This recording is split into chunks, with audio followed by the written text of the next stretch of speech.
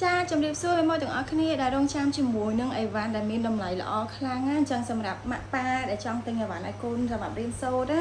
ចាឥឡូវនេះខ្ញុំបានយកចូលជាមួយនឹង Redmi 6A តម្លៃត្រឹមតែ 80000 រៀលទេស្ដាប់អត់ច្រឡំទេណាតម្លៃ 80000 រៀលខ្ញុំមកមានជាមួយនឹង4ពណ៌ចាយើងមានជាមួយនឹង4ពណ៌ហើយសម្រាប់អីវ៉ាន់នេះហាកម្រខ្លាំងណាស់អត់ងាយចូលលេមួយនិយាយទៅ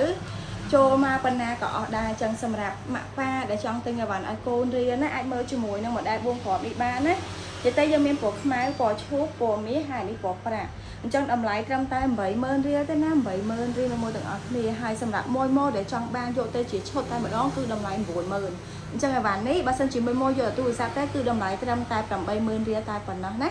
ចាប្រើប្រាស់កម្មវិធីបានមួយសេតតែម្ដងណា Facebook TikTok YouTube អីគឺមើលបានមួយឆ្ងាញ់មួយខលចេញខលចូលអីគឺថាញាក់សាច់តែម្ដងណាបើនិយាយពីសលេងរបស់គេដែលខ្ញុំធ្វើតែជាមួយ YouTube ណា